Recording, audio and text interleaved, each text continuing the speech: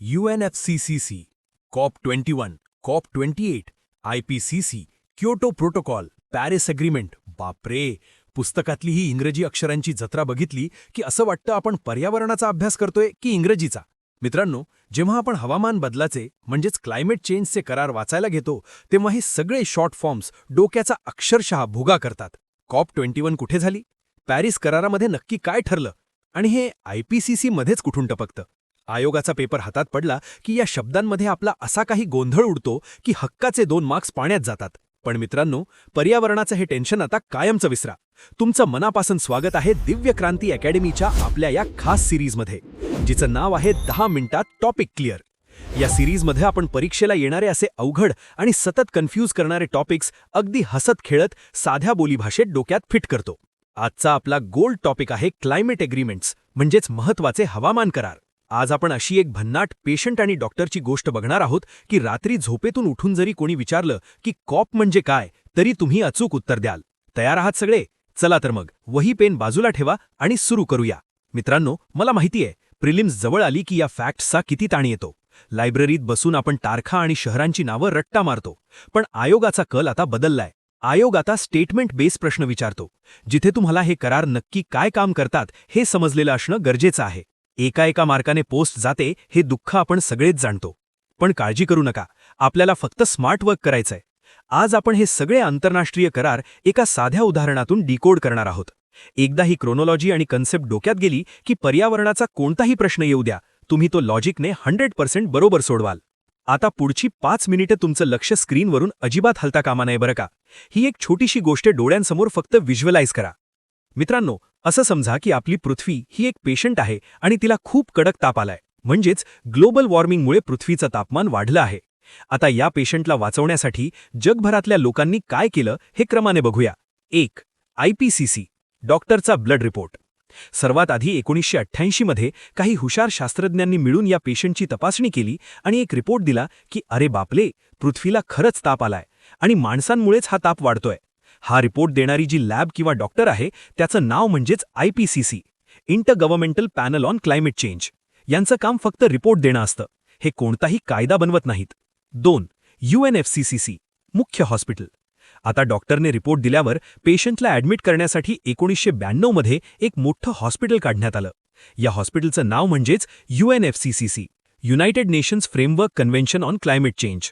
हे 1992च्या रिओ म्हणजेच रिओ अर्थ समिटमध्ये ठरलं. हे मुख्य हॉस्पिटल आहे जे ठरवतं की पृथ्वीचा ताप कसा कमी करायचा. 3. कॉप, हॉस्पिटलची दरवर्षी होणारी मीटिंग. आता या हॉस्पिटलमध्ये 190 पेक्षा जास्त देशांचे प्रतिनिधी आहेत. हे सगळे लोक दरवर्षी एकदा एकत्र भेटतात आणि चर्चा करतात की गेल्या वर्षी ताप किती कमी झाला, पुढच्या वर्षी काय औषध द्यायचं.